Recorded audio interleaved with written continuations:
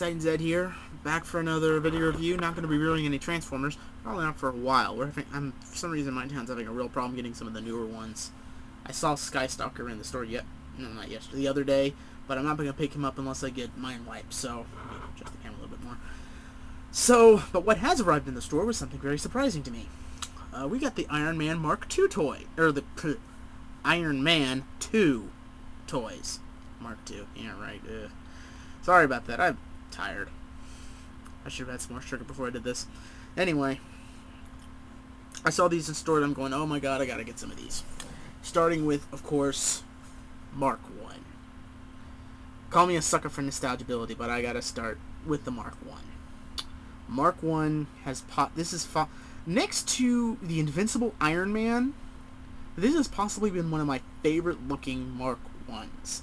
The first comic version of Mark I, which, if I get it, I'll do a review and I'll show you, was just one solid suit, no real rivet lines. It looked very blah and boring. This looks very interesting and unique, and, you know, it's very cool.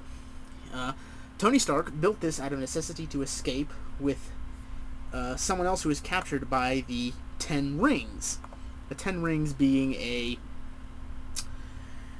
group of terrorists in the Middle East, I believe. He was one of the fellow I don't remember if I even said this, but one of the persons also captured was a person known as Dr. Jensen. Now, I want to make a note here. In the original Iron Man comic book, Tales of Suspense, I can't remember. It was in Tales of Suspense something, 32, I think. Jensen was Asian. In the Iron Man movie, I believe he's Mongolian. Maybe he's from Iraq. I'm not entirely sure, but he's not Asian. So just a little note I wanted to put in. Anyway, he builds this out of necessity to finally escape from the Ten Rings. He was going to take Jensen with him, but Jensen sacrificed himself to buy Tony some time to escape. The suit worked pretty well. He ran into a few problems when some gears in the leg broke and had a hard time to walk. But he did finally able to escape because they put rocket boots. And I like the first version from the first movie didn't have this. Most of them have little designs on the bottom of their feet for emulating rocket boots and stuff. I like that. But he barely rocked away, got away. Problem is, when he was in the air, something else broke off, caused the suit to start just completely falling apart in the sky. Luckily, he survived when he crashed, and he gets to safety and started building other Iron Man armors. Like I said, I love these Mark I design in this one. It's very cool. This one has a lot more better posability than the first version. It's lacking in a few spots, but it's still pretty cool.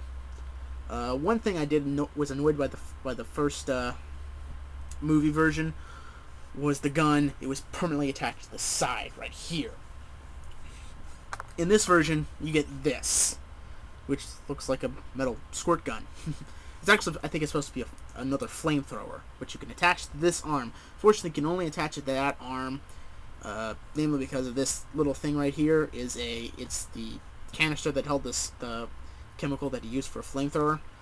But it's kind of nice. It came with a projectile, but you guys know how I feel about projectiles, so I'm gonna leave it at that. They have downgraded the toys to 3, whatever scale. They're below 3, just above 3 inches. At first, I thought this was stupid, but looking on what they're doing now because of it, I agree with them. I really do. I think it looks nice. Should you pick up the Mark I? Only if you're a fan of the Mark I's. If you're a fan of Mark I Iron Man, go ahead and pick it up. If you're not, you can wait until it goes on clearance. But I would pick this up. It's very nice. So, I'm gonna say, I'll see you when I see you, and try to upload this as fast as possible. See ya.